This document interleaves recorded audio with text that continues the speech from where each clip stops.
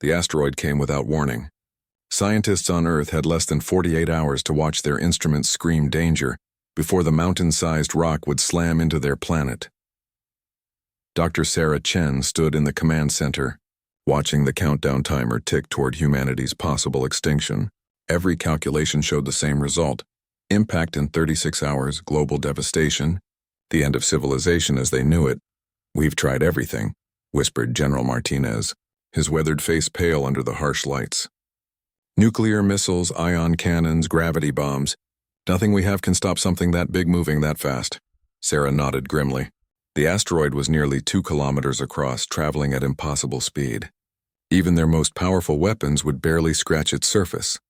Around the world, people huddled in shelters, prayed in churches, and held their loved ones close. The news channels had stopped pretending there was hope. Then the sky changed. It started as a shimmer, like heat waves rising from summer pavement.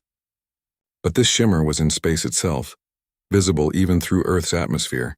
The anomaly grew larger, stretching across the night sky like a massive soap bubble. Inside the command center, every screen flickered as unknown energy signatures flooded their sensors. "What the hell is that?" Martinez demanded. Before anyone could answer, the shimmer burst open like a flower blooming in fast forward. Through the opening came ships unlike anything humanity had ever imagined. They moved like liquid metal given form, flowing rather than flying through the vacuum of space. The largest vessel was the size of a city, its surface covered in patterns that seemed to shift and breathe. Sarah's hands shook as she adjusted the communication array. "This is Earth Command Center to unknown vessels. Please identify yourselves." The response came not through their radios but directly into their minds. The voice was melodic, ancient, and infinitely patient. "We are the Kethvari. We have traveled far to reach this place. Your world faces destruction and we offer assistance." The lead ship moved toward the asteroid with graceful purpose. As it approached, the vessel began to glow with inner light.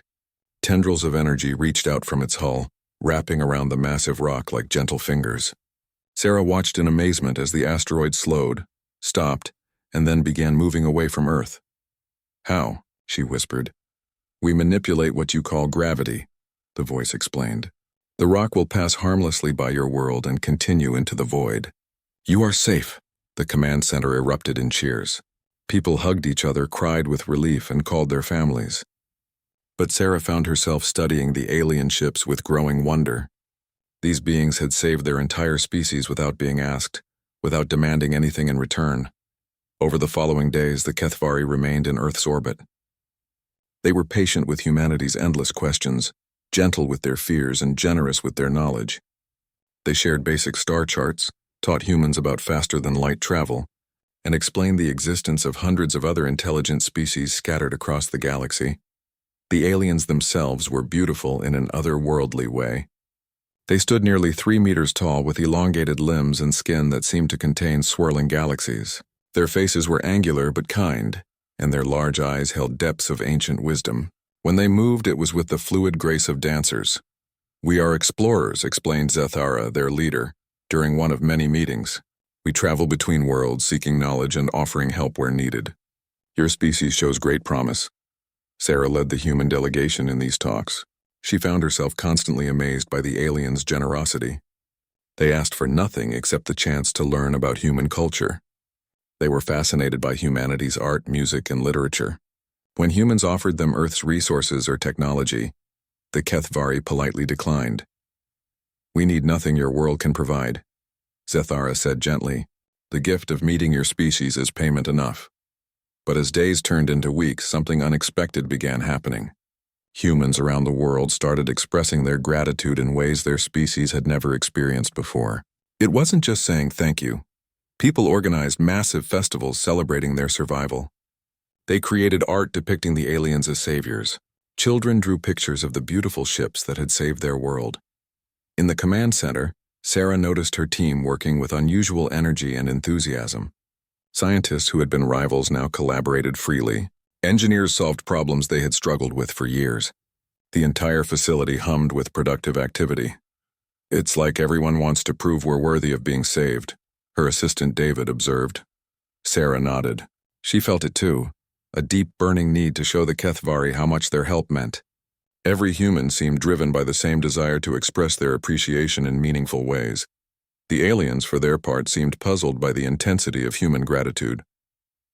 During one meeting, Zethara tilted her head in confusion. "Your species responds to assistance in ways we have not encountered before," she said. "Most beings express thanks briefly and move on with their lives. But your people seem changed by receiving help. Is that bad?" Sarah asked, worried. "Not bad," Zethara replied slowly. "Simply different. We sense something unusual happening, though we cannot identify what it might be." That night, Sarah stood on the command center's observation deck, looking up at the alien ships that still orbited Earth. Their gentle lights pulsed like slow heartbeats against the star-filled sky. She felt a warmth in her chest that had nothing to do with the heater beside her. These beings had saved not just her life, but the lives of everyone she had ever known or would know. They had prevented the death of every animal, the destruction of every forest, the loss of every human achievement. And they had done it simply because they could, because they believed it was right. Sarah pressed her hand against the cool glass and whispered, "Thank you." Far above, one of the Kethavari ships flickered slightly, as if responding to her words. But Sarah didn't notice. She was too busy feeling grateful for being alive in a universe where such kindness was possible. Around the world, 7 billion other humans were feeling exactly the same way. The first sign that Earth's gratitude had attracted galactic attention came when the Zarathi arrived unannounced.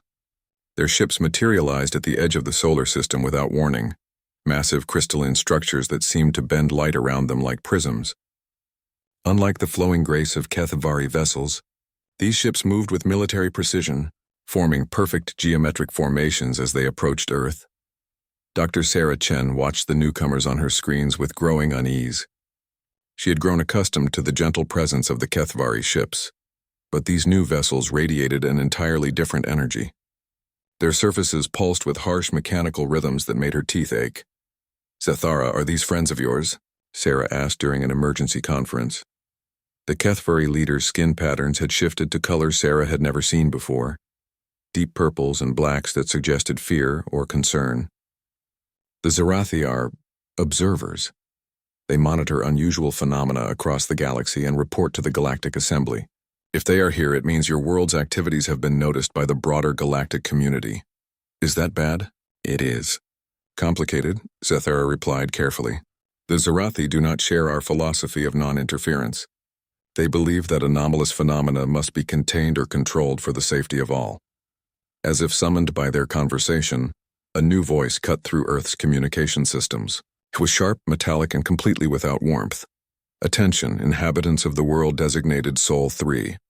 I am primary observer Kelthon of the Zarathi Authority. Your planet is generating energy patterns that violate several fundamental laws of physics. You will cease all anomalous activities immediately and submit to Galactic Assembly oversight." Sarah felt her heart racing. "We're not doing anything intentionally. We're just grateful to the Kethavari for saving our lives." "Gratitude does not generate dark energy fluctuations," Kelton's voice crackled back. "Gratitude does not create localized space-time distortions. Gratitude does not send gravitational waves across interstellar distances. What you are doing is impossible and therefore dangerous." Over the following hours, more ships arrived. The elegant vessels of the Toran Collective appeared like giant flowers made of metal and light. The bioships of the hive mind Nelth squirmed through space like living creatures. Representatives from dozens of species gathered in Earth's orbit, all drawn by the unprecedented phenomenon of human appreciation. The energy patterns around Earth had grown stronger in recent days. What had started as faint glows was now visible to the naked eye. Aurora displays painted the sky in colors that shouldn't exist, and sensitive individuals reported feeling the planet's gratitude field as a warm pressure against their minds. But it wasn't just local anymore. The Kethavari's instruments detected similar anomalies spreading outward from Earth like ripples in a cosmic pond. Star systems within 50 light-years were experiencing minor gravitational fluctuations. Planets with intelligent life were reporting unusual dreams and unexplained feelings of hope and connection. "The humans have created some kind of emotional contagion," declared Velnari, of the Toran Collective, during a meeting aboard the largest Kethavari ship. Her species communicated through colored gas clouds expelled from gill slits, creating beautiful but unreadable displays. Their gratitude is spreading beyond their world and affecting other minds across space. Primary observer Kelthan's mechanical form clicked and whirred as he processed data. The Zarathi resembled living machines more than organic beings, all sharp angles and glowing circuits. This phenomenon threatens the stability of local spacetime. It must be contained immediately. You speak of containment as if these beings have committed a crime, Zethara responded, her voice carrying subtle harmonics of disapproval. They have done nothing but feel grateful for assistance received. Would you punish a species for experiencing positive emotions? I would prevent a species from destabilizing the fundamental forces of reality, Kelthan replied coldly. Emotions are biological responses that should remain confined to organic neural networks.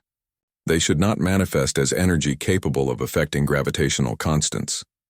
Below them, humanity continued its expressions of gratitude, unaware of the debate raging above their heads. In Beijing, a 1,000-person choir sang traditional songs adapted to honor their alien saviors. In Brazil, indigenous shamans performed rituals that somehow caused local plant life to grow in patterns resembling Kethvari ship designs. In Antarctica, scientists working at research stations reported that the ice itself seemed to be humming with grateful energy. Each event sent new waves of impossible power rippling through space. Dr. Chen received permission to attend the orbital conference via holographic projection. She found herself facing a room full of alien beings unlike anything humanity had imagined. Some were barely recognizable as living creatures. Others looked like walking artwork, and a few seemed to exist partially in dimensions she couldn't perceive. Dr. Chen, said a being that appeared to be made of flowing liquid metal, I am Speaker Nixara of the Fluid Consortium. We have traveled great distances to witness this phenomenon. Our scientists report that your species is generating energy patterns that should only be possible at galactic core-level masses. How do you explain this? Sarah felt the weight of thousands of years of alien civilization staring at her. We can't explain it. We're just grateful to the Kethvari for saving our world. That gratitude feels so powerful that it seems to have a life of its own. Gratitude is not an energy source, insisted Kelthan. Your species must be manipulating forces beyond your understanding, possibly through latent psychic abilities or quantum consciousness effects. But we're not trying to manipulate anything, Sarah protested. We're just feeling thankful. Is that really so unusual? A moment of silence fell over the assembled aliens. Finally, an ancient-looking being covered in what appeared to be living bark spoke up. This was Elder Gruton of the Sylvan Unity, one of the oldest civilizations in the galaxy. In 40,000 years of recorded history, Gruton said in a voice like wind through trees, we have documented exactly 0 instances of emotions generating measurable energy. Gratitude, love, anger, fear. These are internal experiences that do not affect external reality. What your species is doing violates our understanding of the separation between consciousness and physics. Sarah felt a sudden surge of understanding. Maybe that's the point. Maybe consciousness and physics aren't as separate as everyone thinks. Maybe gratitude is supposed to have power, and most species just never felt it strongly enough to activate that potential. The suggestion caused an uproar among the assembled aliens. Some species communicated through electromagnetic pulses that made the ship's hull ring like a bell. Others released chemical signals that turned the air strange colors. The hive mind Nelth began vibrating in patterns that hurt to look at. Impossible, declared Kelhan. If emotions could affect reality, every species in the galaxy would be reshaping space-time constantly. The universe would be chaos. Maybe, Sarah replied, or maybe most species don't feel things deeply enough. Maybe gratitude only becomes powerful when it's absolute. When it comes from the knowledge that someone saved everything you love without asking for anything in return. Zethara's skin pattern shifted to what Sarah had learned indicated deep thought. Dr. Chen may be correct. My people experience gratitude, but it is always measured, always brief. We say thank you and move on. But observing your species, I see that your gratitude grows rather than diminishes. It becomes stronger the more you contemplate what was given to you. That's exactly right, Sarah said, feeling excitement building. Every day we understand more clearly what the Kethvari saved. Not just our lives, but our future, our children's futures, everything we could ever become. How could gratitude for something that enormous not have power? As if responding to her words, the gratitude field around Earth pulsed brighter. The assembled alien ships rocked gently as gravitational waves washed over them. In the distance, a star that had been dim for centuries suddenly flared to full brightness, its fusion rekindled by forces no one understood. Elder Gruthan leaned forward, his ancient eyes wide with wonder. "By the deep roots," he whispered. "What if they're right? What if consciousness and gratitude were always meant to shape reality, and we simply forgot how to feel deeply enough to make it happen?" Primary observer Kelthan's mechanical form made sounds like grinding gears. "This speculation is dangerous. Whether intentional or not, these humans are destabilizing local space. They must be stopped." "No," said Zethara firmly, her voice carrying harmonics of absolute determination. "They must be understood. If this species has rediscovered a fundamental force of consciousness, then we have a responsibility to learn from them, not silence them." The debate raged on, but Sarah noticed something that filled her with both wonder and worry. Through the viewports of the alien ships, she could see Earth glowing like a beacon in the darkness of space. The gratitude of 7 billion humans had become visible from orbit, a living aurora that pulsed with the rhythm of planetary appreciation. And in the distance, more ships were arriving. Word was spreading across the galaxy that something impossible was happening in a small solar system. Dr. Sarah Chen found herself at the center of the most ambitious scientific collaboration in galactic history. The orbital research station constructed around Earth resembled a small city, built from the merged technologies of 24 alien civilizations. Kethvari biometal flowed seamlessly into Toran crystalline matrices, while Zerathi quantum processors interfaced with Sylvan, Unity organic computing networks. The station's purpose was singular: to understand how human gratitude was rewriting the laws of physics. "The quantum foam around your planet is behaving like a living organism," reported Dr. Yixmel of the Helix Federation, her 6 arms dancing across instruments that defied human comprehension. Her species looked like elegant spiders made of silver, and they were considered the galaxy's foremost experts on quantum mechanics. Normally, quantum fluctuations are random, chaotic, but around Earth, they're organizing themselves into patterns that respond to human emotional states. Sarah studied the holographic displays showing quantum-level activity around Earth. What should have been random particle interactions looked like a vast neural network, with connections forming and strengthening. Whenever humans expressed gratitude toward their alien helpers, it's as if the universe is learning from us, she murmured. "More than learning," corrected Dr. Thonavi, a crystalline being whose body was literally made of living gemstone. "It appears to be evolving. Each time your species experiences collective gratitude, the quantum structure becomes more complex, more responsive. You are teaching reality itself how to feel appreciation." The research teams had been working for 2 weeks, studying everything from brain scans of grateful humans to cosmic background radiation patterns. What they discovered challenged every assumption about the nature of consciousness and its relationship to physical reality. "Look at this," Dr. Chen called out, pointing to a series of neural network diagrams.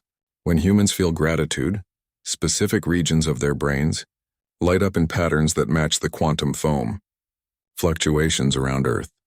It's like our thoughts are directly interfacing with the fundamental structure of spacetime. Era glided over to examine the data, her expression thoughtful. "In our mythology, there are ancient stories about the first species to achieve consciousness. Legend says they were so grateful for the gift of awareness that they sang the very stars into being. We always assumed these were metaphors." "Maybe they weren't," Sarah replied, feeling excitement building. "Maybe consciousness has always been connected to reality at the quantum level.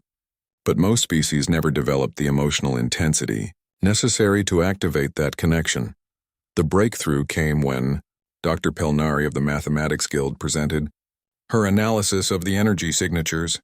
Her species existed as pure mathematical concepts given form, and they understood the universe in ways that defied normal comprehension. The energy your species generates through gratitude follows the same patterns as the forces that created the universe itself," she announced, her geometric form shifting through impossible angles as she spoke. "During cosmic inflation, reality expanded from a single point because the fundamental forces were perfectly balanced in their appreciation for existence. Your gratitude is resonating with that primordial state. The implications were staggering. Human gratitude wasn't just affecting local space-time. It was tapping into the same forces that had shaped the cosmos during its first moments of existence. But why humans? Asked Dr. Yixmel. What makes your species unique in this regard? Sarah thought about the question for a long moment. She remembered the overwhelming relief when the asteroid had been deflected, the weeks of growing appreciation as she realized the full scope of what the HFY had done, the way that gratitude had evolved from a simple emotion into something that seemed to define her very existence. Maybe it's because we've experienced genuine helplessness, she said slowly. Most spacefaring species probably solved their own existential crises. They never needed to be saved by someone else. But we were hours away from extinction when you arrived. Our gratitude isn't just for help received. It's for the gift of continuing to exist at all. Elder Gruthan, who had insisted on joining the research despite his advanced age, made a sound like wind through autumn leaves. The young human speaks wisdom. My people achieved space travel 50,000 years ago, but we did so gradually, overcoming each challenge through our own efforts. We have never experienced the profound vulnerability that comes from facing annihilation and being saved by the kindness of strangers. There's something else, added Dr. Thonavi, her crystalline form refracting the station's lights into rainbow patterns. Your species' gratitude continues to grow stronger rather than fading. Most emotions diminish over time, but human appreciation appears to compound upon itself. The more you understand what was saved, the more grateful you become. The research data supported this observation. Brain scans of humans taken over the past month showed that gratitude-related neural activity was actually increasing, not decreasing. People weren't getting used to being saved. They were becoming more aware of what salvation meant. It's exponential gratitude, Sarah realized. The deeper we think about what the HFY did for us, the more we appreciate it. And that appreciation is somehow converting directly into energy that affects the structure of reality. But the most startling discovery came from Dr. Kolmesh of the Void Walkers, beings who existed partially outside normal space-time. His species could perceive dimensions that others couldn't even imagine. The gratitude field around Earth is not just affecting local reality, he reported, his voice seeming to come from multiple directions at once. It is creating permanent changes to the quantum vacuum itself. Each wave of appreciation is leaving an imprint on space-time that will persist long after your species is gone. Sarah felt a chill. What kind of imprint? Points of enhanced stability, Kolmesh explained. Regions where reality itself has become more coherent, more responsive to conscious intent. Your gratitude is making the universe more alive, more aware. In 1 billion years, when your star has died and your world is cold, these quantum scars will still exist, carrying the memory of appreciation so profound it changed the nature of existence. The research team fell silent as they contemplated this revelation. Human gratitude wasn't just a temporary phenomenon. It was permanently altering the cosmos. There's more, Dr. Yixmel announced, her voice unusually subdued. The energy patterns are spreading. We're detecting similar quantum resonances in star systems up to 200 light-years away. It appears that gratitude, once awakened to sufficient intensity, propagates across space through mechanisms we don't understand. You mean other species are starting to feel it too? Sarah asked. Not feel it directly, Yixmel clarified, but the quantum environment around their worlds is becoming more conducive to consciousness-reality interaction. If they were to experience gratitude of sufficient intensity, they might achieve the same phenomenon your species has awakened. Zethara's skin pattern shifted to what Sarah had learned, indicated deep concern. We may have triggered something that will spread throughout the galaxy. Every species that learns to feel true gratitude will gain the ability to reshape reality through appreciation. Is that dangerous? Sarah asked. Elder Gruthan's ancient eyes sparkled with something that might have been hope. Child, for 40,000 years, consciousness and reality have been separate things. Thoughts remained in minds, emotions stayed in hearts, and the universe continued unchanged by our feelings. But if gratitude can bridge that gap, if appreciation can become a force as fundamental as gravity or electromagnetism, he paused, his bark-like skin rustling with excitement. Then perhaps the universe has been waiting all this time for someone to be grateful enough to wake it up. As if responding to his words, the quantum field around Earth pulsed with renewed intensity. Far below on the planet's surface, 7 billion humans continued their daily lives, each one carrying within their hearts an appreciation so profound, it was literally reshaping the cosmos. And across the galaxy, sensitive instruments began detecting the first stirrings of something unprecedented. Other species, inspired by reports of human gratitude, beginning to explore the depths of their own appreciation for existence. The universe was about to discover what happened when gratitude became a fundamental force of nature. But first, the galactic community would have to decide whether this transformation was a gift to be celebrated or a threat to be contained, and that decision would determine whether humanity's cosmic gratitude would spread freely across the stars or be suppressed before it could awaken the full potential of conscious appreciation. The debate that would shape the future of the galaxy was about to begin. The emergency session of the Galactic Assembly convened in the massive station orbiting Nexus Prime, the galaxy's political heart. Representatives from 800 species gathered in the kilometer-wide amphitheater, their diverse forms creating a living tapestry of galactic evolution. But today, the usual cooperation and careful diplomacy were replaced by heated debate and growing division. Dr. Sarah Chen watched the proceedings through a holographic link from Earth's orbital research station.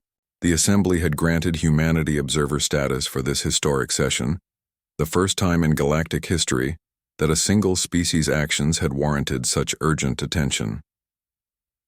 Prime Counselor Velthara of the ancient Concord called the session to order. Her species had evolved beyond physical form millions of years ago, existing as pure energy patterns that spoke through carefully modulated gravitic waves. Her voice resonated through the chamber like distant thunder. "We gather to address the phenomenon centered on the world known as Earth," she announced. "The species called humans has awakened what appears to be a fundamental force of consciousness that threatens the established order of reality itself."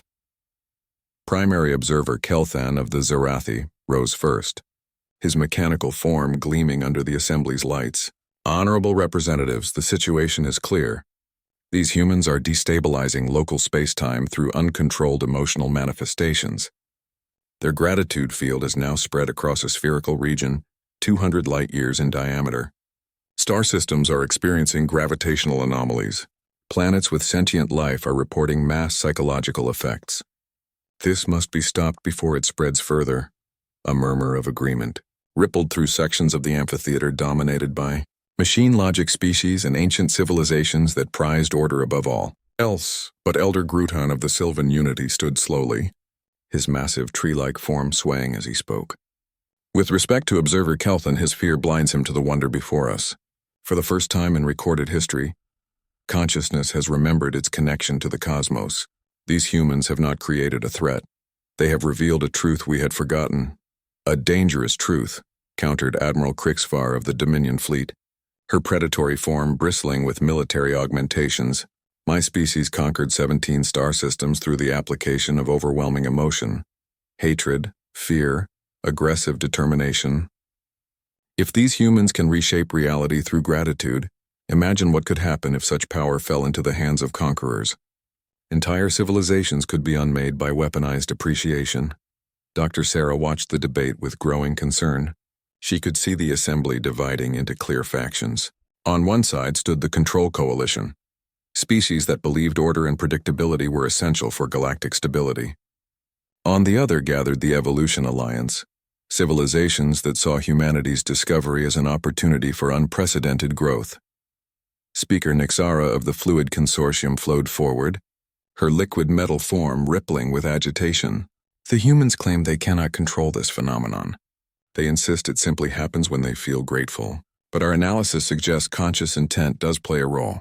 If they can learn to direct this force, then perhaps they can teach others to do the same," interrupted Zethara, speaking for the first time since the session began. "My people have spent weeks studying this phenomenon. The humans are not using this power for conquest or personal gain.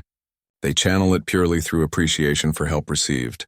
If we suppress this discovery, we deny the galaxy the chance to evolve beyond our current limitations." The debate grew more heated as dozens of species voiced their opinions. The crystalline architects worried about structural damage to space-time. The energy-based Luminous expressed fascination with consciousness-reality interfaces. The Hive Mind Collective saw potential for unprecedented unity, while the individualistic Wanderer clans feared loss of personal autonomy. But it was Dr. Pelnari of the Mathematics Guild who provided the most sobering analysis. Her geometric form shifted through impossible configurations as she presented her data. "I have calculated the propagation patterns of the gratitude field," she announced. "At current expansion rates, it will reach the galactic core in approximately 12,000 years. Every world with sentient life will eventually be exposed to enhanced quantum responsiveness. The changes cannot be reversed or contained, only guided." A stunned silence fell over the assembly. The scope of what humanity had accidentally triggered was beyond anything they had imagined. Prime Counselor Velthara's gravitational voice carried notes of deep concern. "Dr. Pelnari, are you saying this phenomenon will inevitably affect all conscious beings in the galaxy?" "Affirmative. The quantum modifications appear to be self-sustaining and self-propagating. Reality itself is remembering how to respond to consciousness, and that memory cannot be erased." Admiral Krixvar slammed her armored fist against her council podium. "Then we must contain the source before the effect spreads further. Earth must be quarantined, its population relocated to worlds beyond the gratitude field's influence." "You speak of forcibly removing an entire species from their homeworld," Zethara replied, her voice carrying harmonics of outrage. "The Kethavari will not permit such an atrocity. These beings saved themselves through gratitude, not aggression. They deserve protection, not persecution." "What they deserve is irrelevant," Kelthan stated coldly. "What matters is preventing the complete destabilization of galactic civilization. If consciousness can reshape reality, then chaos will inevitably follow." Dr. Sarah could remain silent no longer. Though she was only an observer, she activated her communication link and projected her voice into the assembly chamber. "Honorable representatives, may I speak?" The assembly fell quiet. The sight of a human directly addressing the galactic government was unprecedented. Prime Counselor Velthara's gravitational patterns suggested curiosity. "Dr. Chen of Earth, you may address the assembly." Sarah took a deep breath, knowing that her words might determine humanity's fate. "I understand your concerns about the changes we've accidentally triggered, but I want you to consider something. For weeks now, billions of humans have possessed what you call reality-shaping power. We've used it for art, for healing, for celebrating the kindness shown to us. Not once has anyone used it for harm. Because you lack understanding of its potential," Admiral Krixvar interjected. "No," Sarah replied firmly, "because the power only manifests through genuine gratitude. You can't weaponize appreciation. You can't twist gratitude into hatred. The emotion itself prevents misuse." Elder Gruthan's ancient voice rustled with approval. "The young one speaks truth. We have observed their species carefully. Their power grows stronger only when their appreciation becomes deeper. Selfishness, anger, and greed actually weaken the effect. But what happens when other species learn to generate similar phenomena through different emotions?" demanded Speaker Nixara. "Love, loyalty, determination. Any powerful feeling might access the same quantum mechanisms." "Then perhaps," suggested Dr. Thonavi of the Crystalline Collective, "we should ensure that species learn to access these forces through positive emotions rather than negative ones. Guide the evolution rather than suppress it." The assembly erupted into chaos. Representatives began forming smaller groups, species with similar philosophies clustering together as the Great Division became clear. Some saw humanity's discovery as evolution's next step. Others viewed it as an existential threat to galactic order.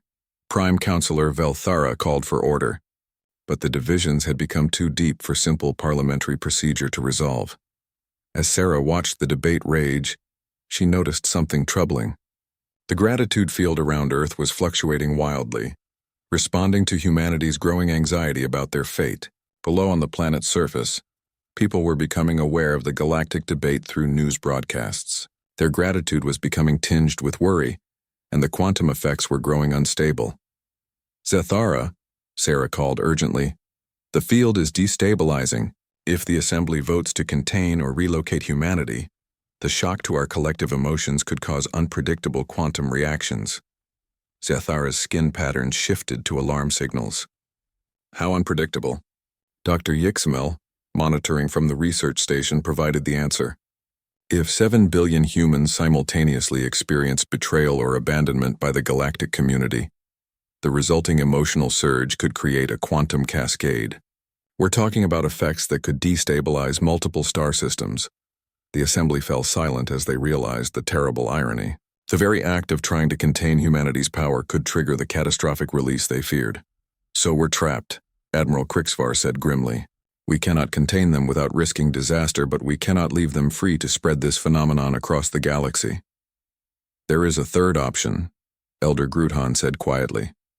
"We could embrace what they have awakened. Instead of fearing the return of consciousness to its rightful place in the cosmos, we could celebrate it. Instead of trying to control the humans, we could learn from them. And if other species prove less benevolent in their use of reality-shaping emotions," Kelthan demanded, "then we will face that challenge when it comes," Gruthan replied. "But we will do so in a universo." As the Galactic Assembly continued its heated debate, the Control Coalition made a decision that would change everything. Led by Primary Observer Kelthan and Admiral Krixvar, they concluded that waiting for a democratic resolution was too dangerous. The gratitude field was expanding by several light-years each day, and every moment of delay meant more star systems falling under its influence. Dr. Sarah, Chen first realized something was wrong when the research station's sensors detected massive energy signatures approaching Earth's solar system. Ships began materializing from quantum fold space, not the elegant vessels of species who had come to study and understand, but the cold, efficient warships of the Zarathi Authority and their allies. "Incoming transmission," announced David, his voice tight with worry. "It's from the lead Zarathi vessel." Primary Observer Kelthan's mechanical features filled the main screen, his optical sensors glowing with implacable purpose. "Dr. Chen, I regret that circumstances have forced this action. The Galactic Assembly was proving incapable of decisive action, so the Control Coalition has implemented Emergency Protocol 7. Earth will be quarantined immediately, and your population will be relocated to safe zones beyond the gratitude field's influence." Sarah felt her heart racing. "You can't just forcibly relocate 7 billion people without their consent. The Assembly hasn't even voted yet." "The Assembly's deliberations are irrelevant," Kelthan replied coldly. "This phenomenon represents a clear and present danger to galactic stability. We will not permit sentiment to override necessity." Around Earth, the Coalition fleet began deploying massive quantum dampening arrays designed to contain the gratitude field. The crystalline structures looked like geometric flowers blooming in the void, their surfaces pulsing with energies meant to suppress consciousness-reality interactions. But they had miscalculated the human response to betrayal. The moment news of the forced quarantine reached Earth's surface, the planet's gratitude field didn't weaken. It transformed. 7 billion humans who had spent weeks feeling profound appreciation for alien kindness suddenly experienced the shattering pain of having that trust violated. The emotion that surged through the quantum field wasn't gratitude anymore, but something far more dangerous. The grief of betrayal mixed with desperate determination to protect what they loved. "The field is spiking beyond all measurements," Dr. Yixmel reported from her instruments, her silver form trembling with alarm. "The quantum resonance is changing frequency. This isn't gratitude anymore, it's something else entirely." Sarah watched in horror as the energy readings climbed to levels that shouldn't have been possible. The gentle aurora patterns around Earth were twisting into angry spirals of light. Space itself seemed to be reacting to humanity's collective anguish. "All ships begin immediate containment procedures," Admiral Krixvar ordered from her flagship. "Deploy the quantum suppressors at maximum intensity." The Coalition forces activated their technology, sending waves of dampening energy toward Earth. For a moment, it seemed as if the artificial systems might overpower the human emotional field. Then reality fought back. The quantum dampeners didn't suppress the field. They caused it to focus and amplify. 7 billion minds united in their determination not to be separated from their home, and their combined will reached out through dimensions that the Coalition's technology couldn't even detect. "Impossible," Kelthan transmitted as his instruments registered readings that violated every known law of physics. "Emotional responses cannot generate this level of quantum coherence." But Elder Gruthan, watching from his own vessel at the edge of the system, understood what was happening. "It is not just emotion," he said. his ancient voice carrying across communication channels. It is love. Love for their world. Love for their species. Love even for the aliens who saved them despite this betrayal. And love, when it reaches sufficient intensity, is the most powerful force in the universe. The first quantum dampener array simply ceased to exist, not destroyed, not damaged. It was edited out of reality by the combined will of billions of humans who refused to accept that their gratitude was dangerous. The second array lasted 30 seconds longer before it too was gently but firmly removed from existence. All ships, retreat to safe distance, Admiral Krixvar ordered, but it was too late. The transformation spreading out from Earth wasn't violent or destructive. Instead, it was the most beautiful thing any of the assembled aliens had ever witnessed. The quantum field pulsed with colors that had no names, patterns that spoke directly to consciousness regardless of species.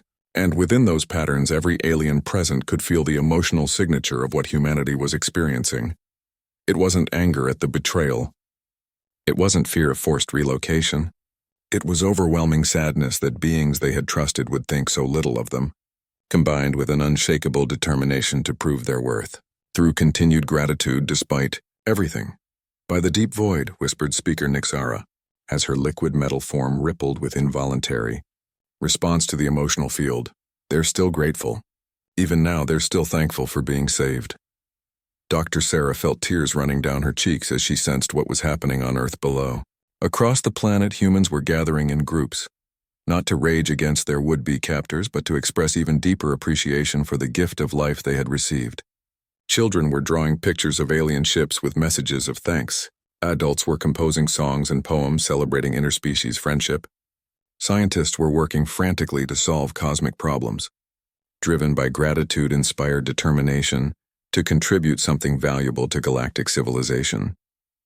The quantum field responded to this renewed gratitude by becoming something unprecedented. It didn't just affect local reality anymore. It began reaching across vast distances, connecting directly with the consciousness of every being within 1,000 light-years.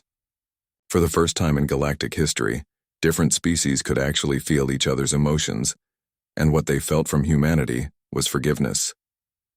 They're not angry, Zathara whispered, her skin patterns cycling through colors of amazement. They understand why we feared them, and they forgive us. The Coalition fleet found itself caught in an expanding wave of pure emotional connection. Zarathi, who had never experienced organic feelings, suddenly understood what gratitude felt like. Dominion warriors who lived for conquest felt the gentle touch of appreciation for simple existence. Ancient species who had forgotten how to feel joy rediscovered it through contact with human happiness. Primary observer, Kelthan's mechanical form began making sounds it had never made before, soft, almost organic tones that might have been wonder. I can feel their emotions. How is this possible? My species abandoned emotional capacity millennia ago. Because consciousness has remembered how to speak to consciousness, Elder Grutan explained, his ancient voice filled with reverence. The humans have torn down the barriers between minds that we didn't even know existed. For the first time in galactic history, we can truly understand each other. But the transformation was far from over. The quantum field continued expanding, carrying with it not just emotional connection but active compassion. Species that had been at war for centuries suddenly found themselves unable to maintain hatred when they could feel their enemy's pain directly. Ancient grievances dissolved as beings experienced their opponents' perspectives from within. The galactic communication networks are reporting massive changes, Dr. Yixmel announced. Wars are stopping. Trade disputes are being resolved. Species that haven't spoken in millennia are opening diplomatic channels. The emotional connection is creating unprecedented cooperation. Admiral Krixvar found her aggressive instincts fading as she experienced human gentleness firsthand. We came here to contain a threat, but I can feel what they feel. They never wanted to harm anyone. They only wanted to be worthy of the kindness they received. The Coalition fleet began powering down its weapons. How could you attack beings whose emotions you could feel as clearly as your own thoughts? How could you justify forced relocation when you experienced their love for their homeworld as if it were your own? But the most profound change was yet to come. As the emotional field connected more and more consciousness across the galaxy, Something awakened that had been dormant since the universe's earliest moments. The cosmos itself began to feel. Stars pulsed in rhythm with the connected emotions of their planetary systems. Galaxies started rotating in patterns that reflected the harmony or discord of their inhabitants. Empty space became less empty, filled with the gentle presence of universal consciousness awakening to its own existence. Dr. Sarah watched in awe as her instruments detected the impossible. The universe was becoming self-aware, using the network of grateful human consciousness as a template for cosmic sentience. "We've awakened something that was always meant to be," she whispered. "The universe has been waiting billions of years for someone to be grateful enough to wake it up." Across the galaxy, every species capable of consciousness felt the moment of cosmic awakening. The universe drew its first conscious breath, and that breath carried with it the emotional signature of 7 billion humans saying thank you for the gift of existence itself. 1 year after the universe awakened, Dr. Sarah Chen stood in the observation deck of the New Harmony Station, watching Earth turn slowly against the backdrop of stars that now pulsed gently with conscious awareness. The planet below looked much the same as before, but the aurora patterns that danced permanently around it told a different story. These weren't just electromagnetic displays anymore. They were visible manifestations of a world's ongoing conversation with cosmic consciousness. "Still thinking about how it all began?" asked Zethara, gliding up beside her with the fluid grace that had once seemed so alien but now felt as familiar as her own heartbeat. Sarah smiled, placing her hand against the transparent wall. Through the quantum connection that now linked all conscious beings, she could feel the gentle presence of the Kethvari's thoughts, tinged with the same wonder that still filled her own mind. "I keep thinking about that first day, when your ships appeared to save us from the asteroid," Sarah replied. "Did you have any idea what saying thank you would lead to?" Zethara's skin patterns shifted to what Sarah now recognized as thoughtful amusement.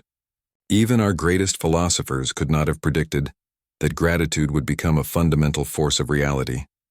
Your species has shown us that consciousness was never meant to be separate from the cosmos. It was meant to be the cosmos's way of experiencing itself. The changes that had swept through the galaxy over the past year were beyond anything anyone had imagined. The awakened universe didn't impose its will on its inhabitants. Instead, it enhanced their ability to connect with each other and with reality itself. Wars had become impossible when combatants could feel each other's pain directly. Scientific breakthroughs occurred daily as researchers could intuitively sense the patterns underlying natural phenomena. Art had evolved into forms that touched consciousness directly, creating beauty that existed in dimensions beyond mere sight or sound. "The Assembly wants you to address them again next week," Zethara mentioned. "They're calling it the State of Universal Consciousness speech." Sarah laughed, still finding it surreal that a small-town astronomer had become humanity's representative in galactic affairs. What could I possibly tell them that they don't already feel for themselves? "Perhaps that is the point," suggested Elder Grutan, his massive form approaching through the station's corridors. At 400,000 years old, he was one of the few beings who remembered legends of what the universe was like before consciousness fragmented into isolated minds. You could remind them that the awakening is not complete. There are still regions of space where consciousness sleeps, still species that have not learned to feel beyond themselves. Through the quantum connection, Sarah sensed what he meant.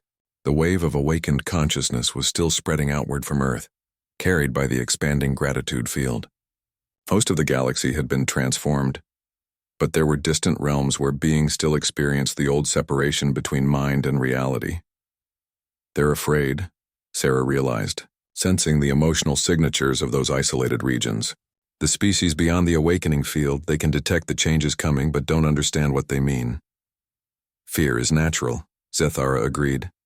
"We experienced it ourselves when your gratitude first began reshaping local spacetime. The unknown is always frightening until it becomes known." Dr. Yixmel approached from the laboratory section of the station, her silver form gleaming with excitement. "Sarah, you need to see the latest readings from the quantum telescopes. The awakening isn't just spreading through our galaxy anymore. We're detecting similar patterns in Andromeda, the Magellanic Clouds, even galaxies millions of light years away." Sarah felt a familiar surge of wonder mixed with responsibility. "You mean gratitude is spreading between galaxies?"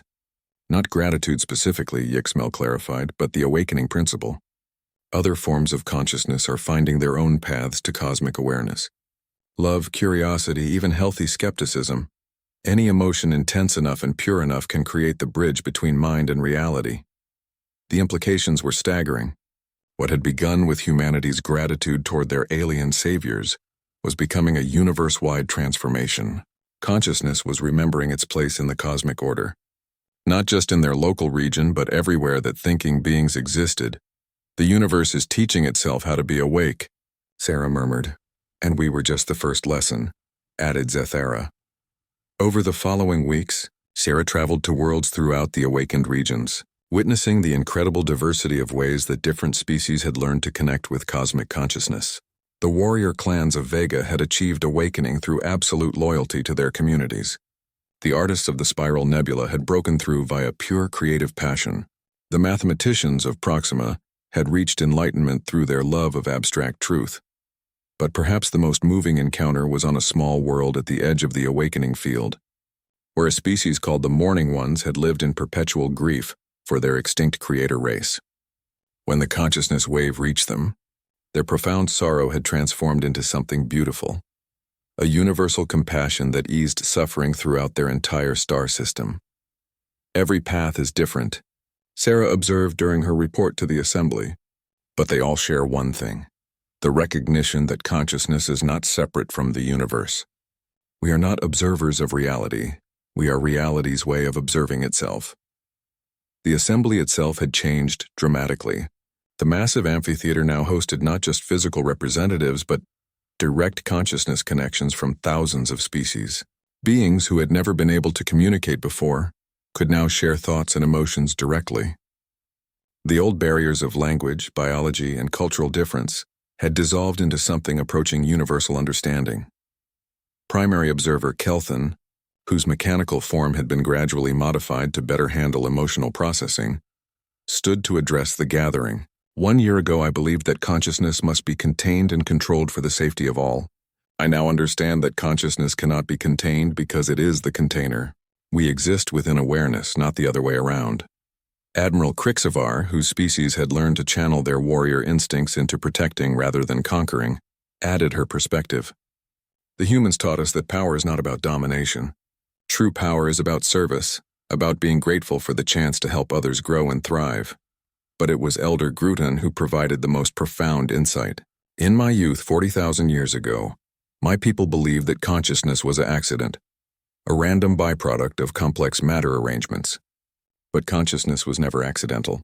It was always the universe's ultimate purpose.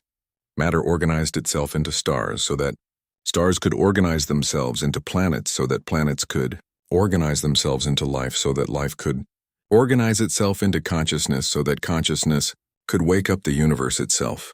Sarah felt the truth of his words resonating through the quantum connection that now linked every awakened being. The universe wasn't just a collection of particles and forces. It was a vast mind in the process of recognizing itself, and every conscious being was both a neuron in that cosmic brain and a unique perspective through which the cosmos could experience its own existence. So, what happens now? Asked a representative from the newly awakened Centauri system. Now we help the awakening spread to every corner of existence, Sarah replied. Not by force or manipulation, but by example. By being so grateful for consciousness, so appreciative of existence, so full of love for the gift of awareness that other beings can't help but feel it too. And when every star system is awake? Asked another voice. Sarah smiled, feeling the gentle presence of universal consciousness flowing through her thoughts. Then the universe begins its next phase of growth. We become the foundation for whatever comes after cosmic awareness. Just as matter learned to think, thinking will learn to become something even more wonderful. As the assembly session ended, Sarah returned to Earth for the first time in months. The planet that had started it all looked exactly the same but felt completely different. 7 billion humans continued their daily lives. But now they did so in full awareness that every breath they took, every thought they had, every moment of gratitude they experienced was part of an infinite conversation between consciousness and cosmos. Standing in the same command center where she had first watched the Kethvari save her world, Sarah placed her hand on the viewing window and whispered, "Thank you." The words rippled outward through quantum space, carrying with them the appreciation of an entire species for the gift of existence. Across the galaxy, other beings felt that gratitude and added their own. The wave spread to distant galaxies, awakening new forms of consciousness and adding new voices to the cosmic chorus. And somewhere in the deepest structures of reality, the universe itself smiled with the recognition that after 14 billion years of unconscious existence, it was finally awake and grateful to be alive. The awakening was far from complete, but it was inevitable now. Consciousness had remembered its true nature, and gratitude had become the force that would spread that remembering to every corner of existence. In the end, humanity's greatest gift to the cosmos wasn't their technology or their art or their philosophy. It was their ability to feel so grateful for being saved that they saved the universe itself, not from destruction, but from the loneliness of unconscious existence.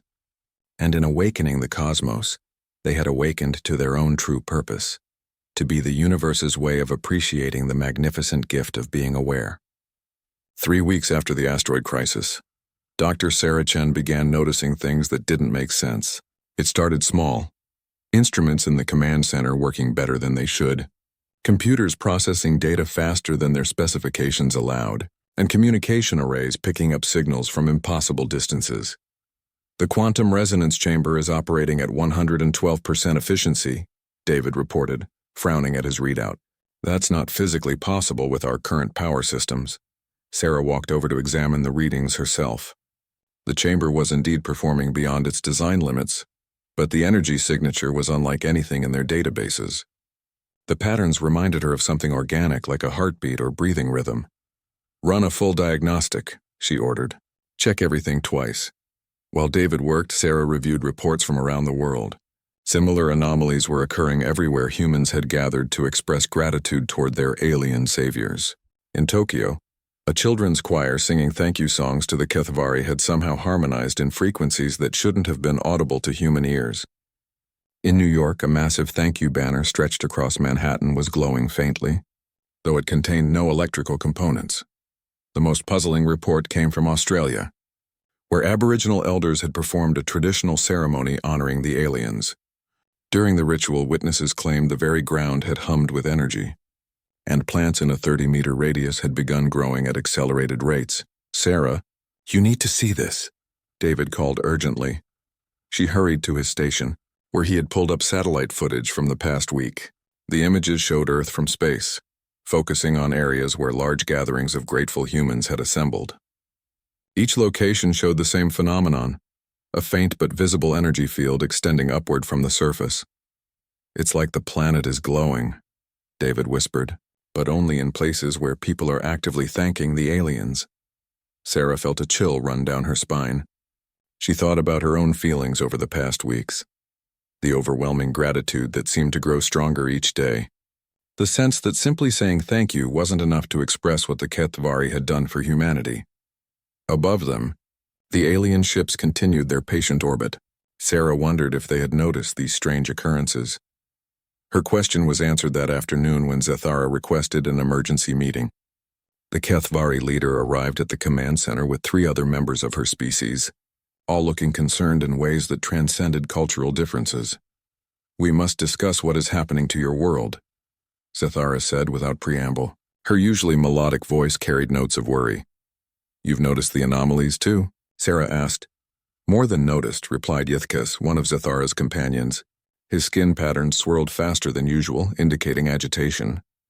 "We are experiencing effects aboard our ships that we cannot explain. Our instruments detect energy signatures that match no known phenomena." Zathara gestured toward the viewing wall, which displayed a 3-dimensional map of Earth's energy patterns. "Your species is generating something we have never encountered. It appears to be connected to your emotional state regarding our assistance." Sarah stared at the display. The energy patterns weren't random. They pulsed and flowed like living things, connecting every location where humans had gathered to express gratitude. It was as if the entire planet was developing a nervous system made of pure appreciation. "Is it dangerous?" Sarah asked. "We do not know," Zathara admitted. "In our travels across the galaxy, we have met over 400 intelligent species, All express gratitude for assistance, but none have ever produced measurable energy from their emotions. Your species appears to be unique in this regard. David leaned forward in his chair. What kind of energy are we talking about? Yithkas consulted a device that resembled crystalline jewelry. The closest comparison in your scientific understanding would be what you call dark energy, the force that drives cosmic expansion.